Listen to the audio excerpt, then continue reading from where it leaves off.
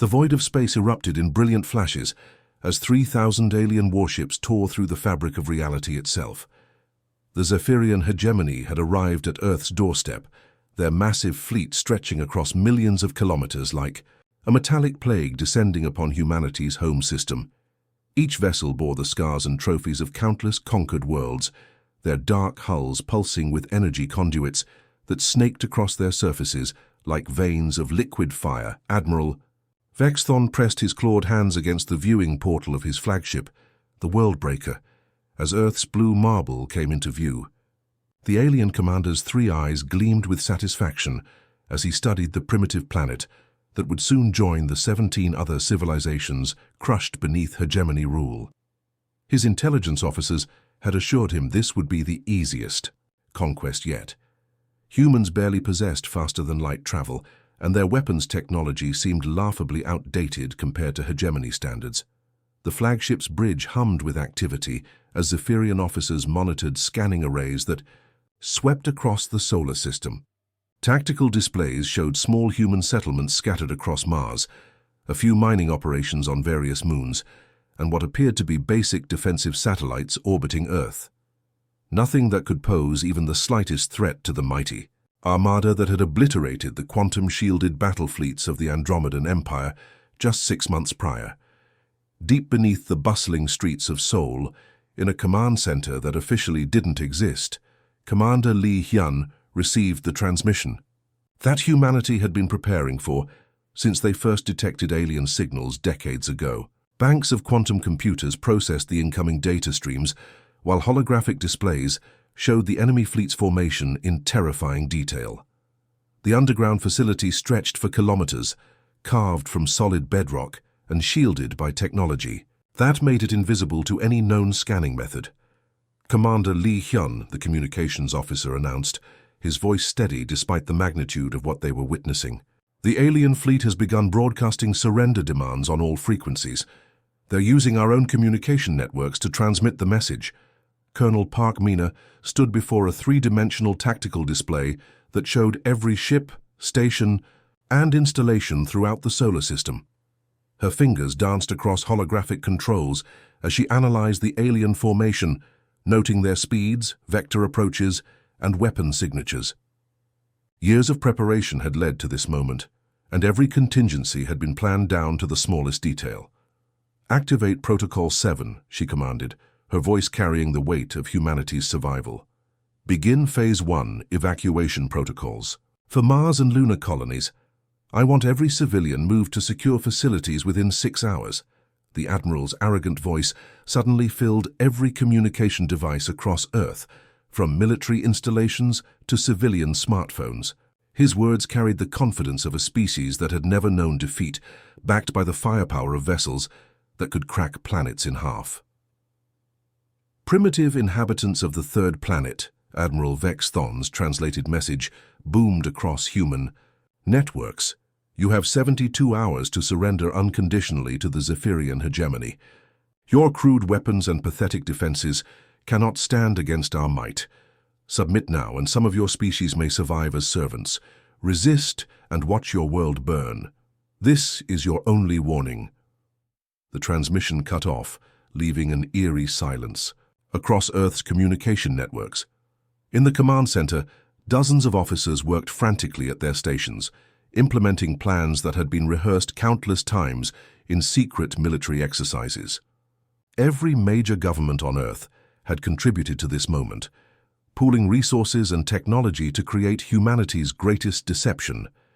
Major Kim Tae monitored the strategic display, showing hidden assets throughout the solar system beginning to move into position. His grim smile reflected years of preparation finally coming to fruition.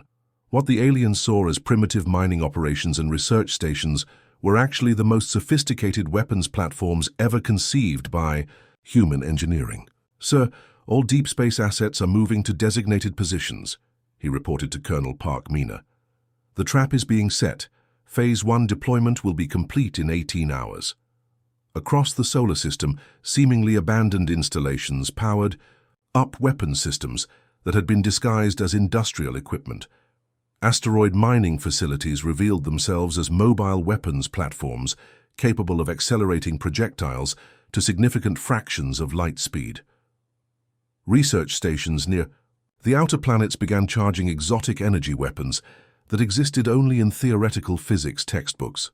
Even the peaceful Mars colonies, transformed as hidden launch bays, opened to reveal defensive systems that could engage targets across millions of kilometers. The Zephyrian fleet continued its steady advance toward Earth, completely unaware that they were flying directly into the most elaborate military ambush in galactic history. Admiral Vexthon reviewed casualty projections for the coming invasion, never suspecting that humanity had spent decades preparing for exactly this scenario. The hunters were about to become the hunted, and Earth's children were ready to show the galaxy what happened when someone threatened their home. The alien Armada crept through space like a swarm of metallic predators, their engines casting an eerie blue glow against the starfield. As they advanced deeper into the solar system, Admiral Vexthon noticed something strange happening across his tactical displays. Human signals were disappearing one by one, like candles being snuffed out in a growing darkness. First, the massive mining complex on Ceres went silent. The asteroid had been buzzing with industrial activity just hours before, its communication arrays chattering constantly with mining reports and cargo manifests. Now nothing.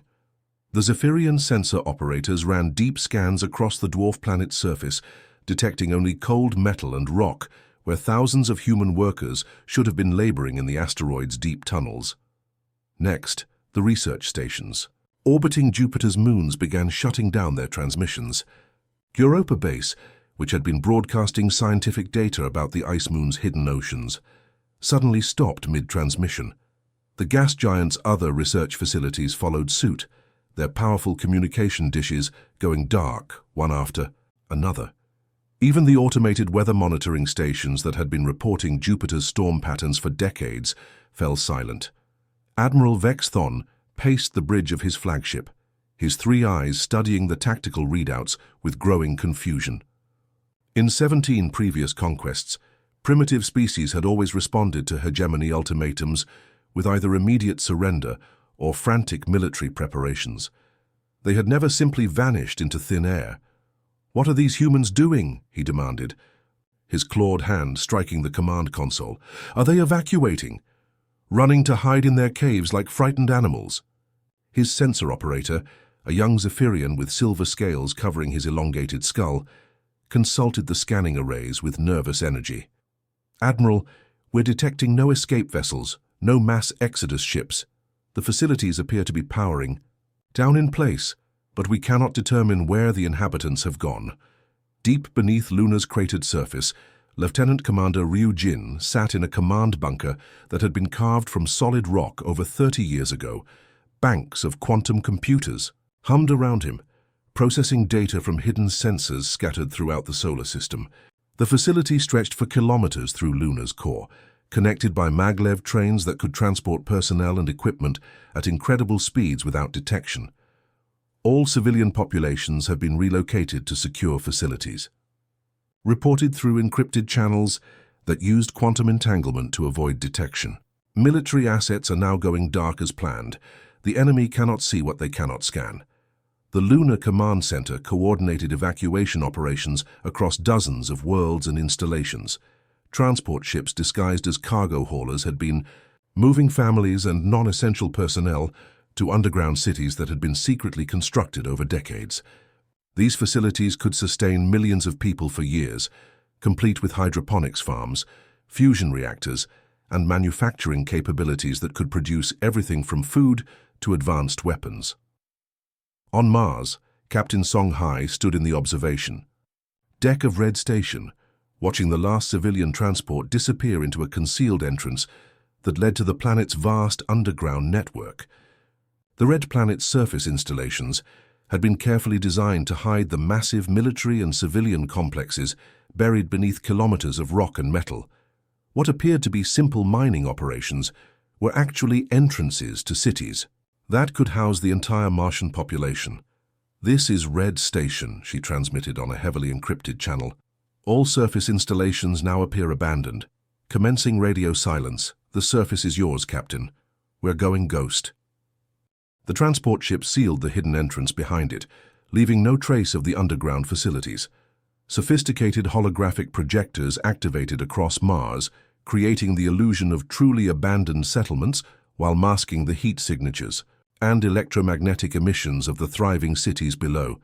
The Zephyrian fleet pressed forward through the asteroid belt, their scanners detecting nothing but empty space where vibrant human civilization had existed just days before. Admiral. Vexthon studied reports from his advanced scouts, growing more frustrated with each passing hour. The humans had simply evaporated like morning mist, leaving behind installations that appeared completely deserted. What the alien commander didn't realize was that every seemingly abandoned facility remained fully operational. Inside asteroid. Mining stations. Human crews now manned weapons systems that had been disguised as ore processing equipment for decades. Massive railguns were hidden within what appeared to be simple mineral extractors, capable of accelerating projectiles to devastating velocities. Research stations that had pretended to study planetary atmospheres were actually sophisticated weapons platforms equipped with particle beam arrays and antimatter charges.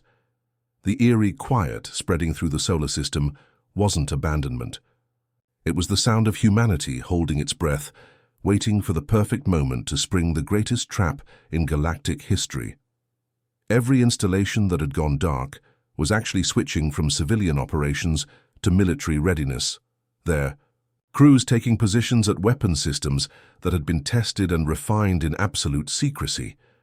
Colonel Park Mina's voice crackled through the quantum-encrypted communication network that connected every hidden facility across the solar system. "All units maintain stealth protocols. Let them come closer. Every kilometer they advance takes them deeper into our web. Hold your positions and wait for my signal."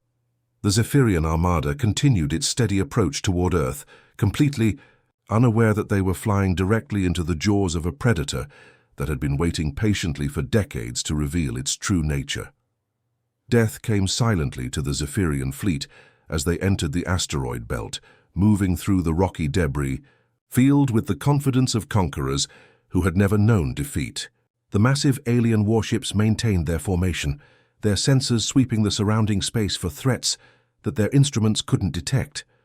What they didn't realize was that the asteroids themselves had become their executioners. The key first kill happened so quickly that even the advanced Zephyrian combat computers couldn't register what occurred. Destroyer Squadron 7 was patrolling the fleet's outer perimeter when 3 of their vessels simply vanished from existence. One moment they were transmitting routine status reports, the next moment, empty space occupied their coordinates. No flash of weapons fire, no electromagnetic signatures, no debris clouds marking their destruction. Admiral Vexthon's tactical officer, a seasoned warrior who had survived the brutal campaigns against the crystalline beings of Arcturus Prime, stared at his displays in disbelief. His scaled hands moved frantically across the control panels, running every diagnostic protocol in the hegemony database.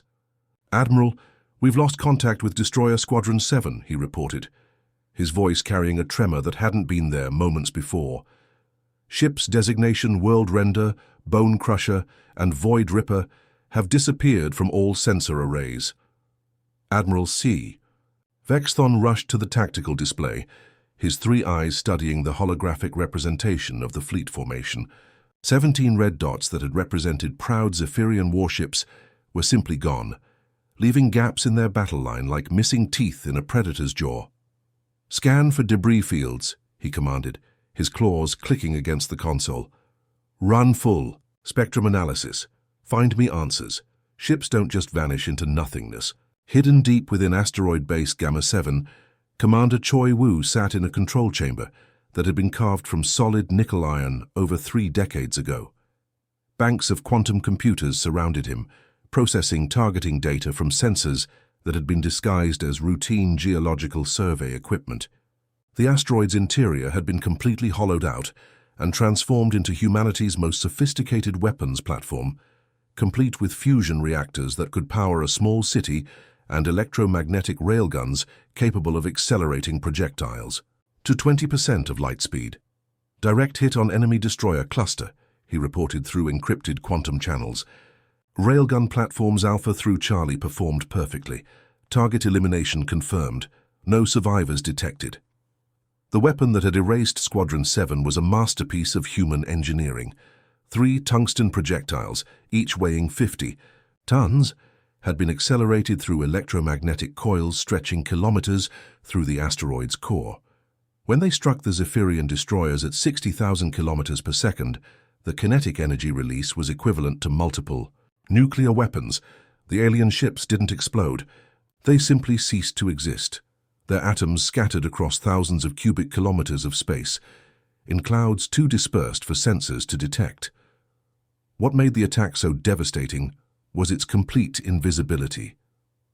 The railgun projectiles were too small and fast for Zephyrian sensors to track, and the electromagnetic pulse from their launch was masked by the asteroid's natural magnetic field. To the alien fleet, their ships had simply been erased by an unknown force. The Zephyrian advance continued, but now nervous energy filled their communication channels. Captains who had conquered star systems began checking and rechecking their defensive systems. Scout vessels that had fearlessly explored hostile nebulae now moved with cautious deliberation through the asteroid field. Major Lee so monitored the battlefield from asteroid base Theta 12, another hollowed-out rock that had been transformed into a weapons platform. Her facility specialized in antimatter warfare, with containment systems that could store enough exotic matter to level continents. The asteroid's exterior appeared completely natural, but its core housed magnetic bottles containing substances that existed only in the hearts of stars. Tiger Squadron reports successful elimination of enemy scout group, she transmitted to the coordination network. Antimatter charges deployed and detonated. No trace remaining of targets designated Shadowhawk, Voidseeker, and Starcutter. Her weapon was even more terrifying than the railguns. Microscopic capsules containing antimatter were launched from concealed tubes and guided by quantum targeting systems toward enemy vessels. When the magnetic containment fields collapsed, matter and antimatter annihilated each other in bursts of pure energy that could vaporize anything within kilometers. The Zephyrian scout ships didn't have time to send distress signals before they were converted into gamma radiation and elementary particles. The alien fleet's formation began to waver as more ships disappeared. Frigate Bonignoa vanished while investigating an energy reading. Cruiser World Eater ceased transmitting during a routine patrol sweep. Heavy destroyer Starbreaker simply stopped existing while scanning what appeared to be an ordinary chunk of space rock. Admiral Vex Thon realized, with growing horror, that his mighty armada was being systematically hunted by an invisible predator. Every few minutes, another red dot disappeared from his tactical displays. His crews reported no weapon signatures, no enemy contacts, no explanation for the disappearances. Ships that had survived battles against quantum-shielded dreadnoughts and plasma storm generators were being eliminated by forces they couldn't even detect. The asteroid belt had become a killing field, and humanity's hidden weapons platforms were picking off the invaders with cold precision. The Zephyrian hegemony was learning too late that they hadn't come to conquer primitives. They had entered the territory of apex predators who had spent decades preparing for this exact moment. The moment Admiral Vex Thon's fleet reached Mars orbit, the entire solar system exploded into coordinated violence that defied everything the Zephyrian commander thought he knew about warfare. What had appeared to be empty space suddenly erupted with weapons fire from directions that should have been impossible. The red planet's surface, which his scouts had reported as barren and lifeless, began launching projectiles that glowed white-hot as they accelerated toward his ships. The horrifying truth crashed down on Admiral Vex Thon like a collapsing star. Every piece of space debris, every innocent-looking satellite, every asteroid his fleet had passed contained hidden weapons systems. Humanity hadn't built a civilization. They had constructed the most elaborate death trap in galactic history, and his entire armada had flown directly into its jaws. "All units, execute Alpha Strike!" The command rang out from General Bayek Jun, transmitted from Earth's primary command center, buried 3 kilometers beneath the Himalayan mountains.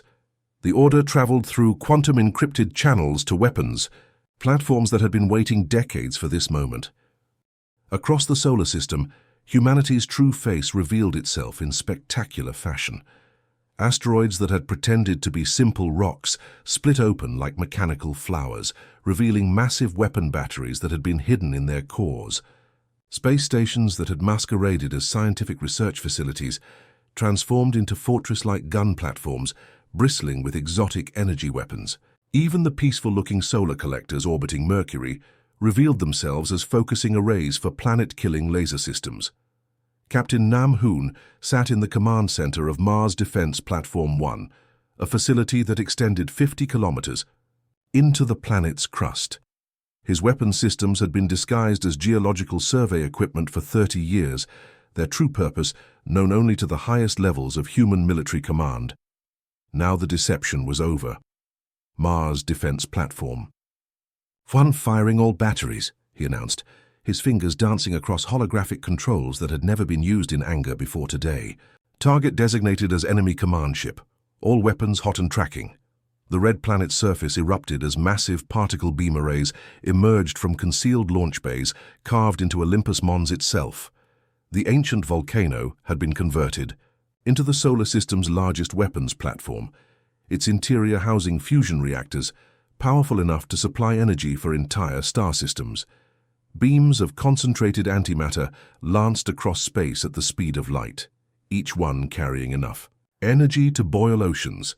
The Zephyrian flagship Worldbreaker shuddered as the first particle beam struck its forward shields.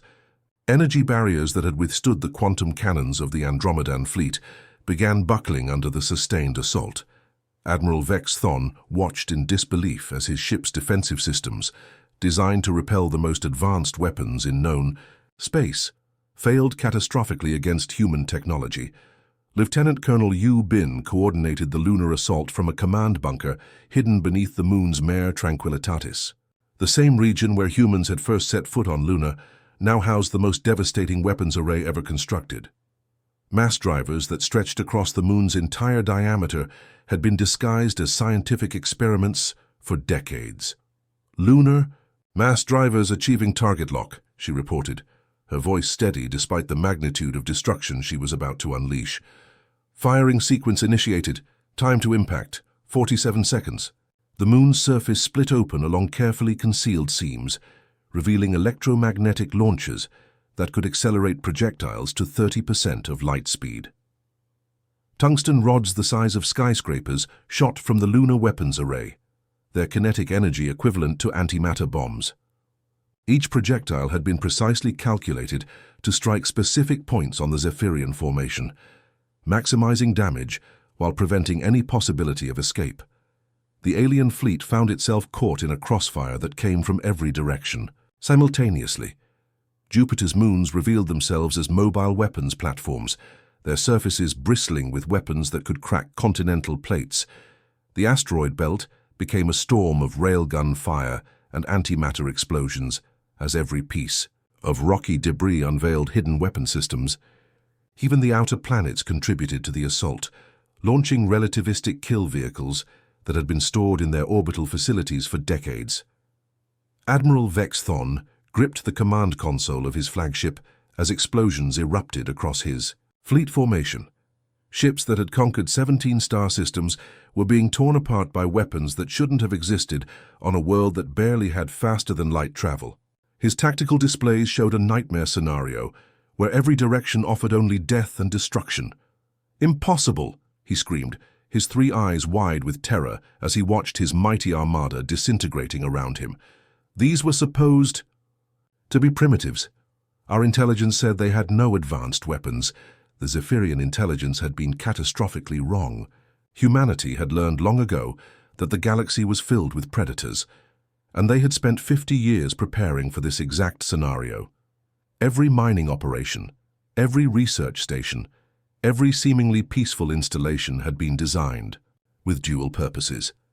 The humans had built their entire space-based civilization as a weapon, and now that weapon was firing on all cylinders. Cruiser Bonarenda exploded in a ball of superheated plasma as lunar projectiles struck its reactor core. Destroyer Voidcutter ceased to exist when Martian particle beams sliced through its hull like tissue paper. Battleship Worldcrusher tried desperately to retreat, only to run directly into a barrage of antimatter charges launched from hidden platforms. Throughout the asteroid belt, the trap had sprung, and there would be no escape from humanity's perfectly orchestrated ambush. The destruction was absolute and terrifying in its efficiency. In exactly 27 minutes and 34 seconds, 3,000 Zephyrian warships that had conquered 17 star systems simply ceased to exist. The space around Mars, which had been filled with the dark hulls of alien invaders, now contained nothing but expanding clouds of superheated plasma and scattered atoms drifting in the solar wind. Admiral Vexthon's flagship, the mighty Worldbreaker, had been the last to fall. In his final moments, the alien commander watched helplessly as humanity's hidden weapons carved through his ship's quantum-reinforced hull like it was made of paper. The particle beams from Mars reached temperatures hotter than stellar cores, while the lunar mass drivers delivered kinetic impacts that released more energy than antimatter bombs. His proud vessel, which had shattered the crystalline fortresses of Arcturus Prime, was reduced to elementary particles in less than 3 seconds. Colonel Park Mina stood in the primary command center, buried deep beneath Earth's surface, surrounded by holographic displays showing the complete annihilation of the Zephyrian fleet. Her expression remained calm and professional as she watched the final alien vessel disappear from the tactical screens, but inside she felt a grim satisfaction that decades of preparation had paid off so perfectly. All enemy contacts eliminated, she announced to the worldwide network of commanders who had coordinated this unprecedented military operation. Begin debris collection immediately. I want no trace of this incursion remaining within 48 hours. Operation Clean Sweep is now in effect. Across the solar system, specialized human ships that had been waiting in hidden berths began emerging from concealed facilities. These vessels looked nothing like the peaceful cargo haulers and research ships the aliens had observed. Instead, they were equipped with matter conversion arrays that could break down any material into its basic atomic components and scatter those atoms across vast distances of empty space. The cleanup operation was as precisely coordinated as the battle itself had been. Ships designated as molecular sweepers moved through the debris field with mechanical precision, their conversion beams systematically destroying every piece of alien wreckage. Hull fragments that could have revealed Zephyrian technology were reduced to hydrogen and helium. Weapon components that might have provided clues about hegemony capabilities were converted into trace elements and dispersed into the void. Captain Li Dong commanded the lead cleanup vessel, watching his matter converters work with the efficiency of cosmic recycling plants. His ship's scanners detected even microscopic debris, ensuring that nothing larger than individual atoms would remain to tell the story of what had happened here. The Zephyrian Armada was being systematically erased from existence, as if it had never existed at all. On Earth, life continued exactly as it had before the brief but decisive battle. Dr. Han Sol stood before his morning ancient history class at Seoul National University, discussing the military strategies of long-dead civilizations, while remaining completely unaware that humanity had just demonstrated the most effective military strategy in galactic history. His students took notes about ancient Roman tactics, having no idea that their species had just eliminated a threat that could have ended human civilization. In coffee shops across the planet, people sipped their morning beverages and discussed weather forecasts, sports scores, and weekend plans. The secret of humanity's true military capabilities remained locked away in classified facilities, known only to the select few who had spent their careers preparing for this day. The general population continued their daily routines, protected by guardians they would never know existed. Captain Kim Yu operated the Deep Space Communication Array from a facility hidden within the Moon's South Pole crater. His equipment could broadcast messages across hundreds of light-years, reaching civilizations throughout the local galactic arm. The message he transmitted was brief, but carried implications that would reshape how alien species viewed humanity for generations to come. Sol System remains closed to unauthorized visitors, he broadcast on frequencies monitored by every major galactic civilization. This message will not be repeated. The transmission was simple, but its meaning was crystal clear to any species, sophisticated enough to receive it. Humanity was announcing that their home system was off limits, and they possessed the capability to enforce that declaration. The Zephyrian hegemony had been the enforcement demonstration, though no one would ever find evidence of what had happened to their mighty fleet. In the depths of space, alien civilizations with monitoring stations throughout the galaxy detected the aftermath of something unprecedented. Long-range sensors that had been tracking the Zephyrian Armada's approach to Earth now showed only empty void, where 3,000 warships should have been. Advanced scanning arrays capable of detecting energy signatures across multiple star systems found no trace of the massive fleet that had been there just hours before. The implications rippled through galactic intelligence networks like shockwaves. The Zephyrian hegemony, one of the most powerful military forces in known space, had sent their entire invasion fleet to conquer a primitive world and simply vanished. No distress signals, no battle debris, no survivors to report what had happened. They had encountered something in the Sol system and been completely eliminated. Some cosmic intelligence had decided to test humanity and learned a terrible lesson that would echo through the galaxy for centuries. Humans were not the primitive prey species that early reconnaissance had suggested. They were apex predators who had spent decades disguising their true nature, waiting patiently for someone foolish enough to threaten their home. The Zephyrian hegemony had provided that test, and they had been found utterly wanting. The end.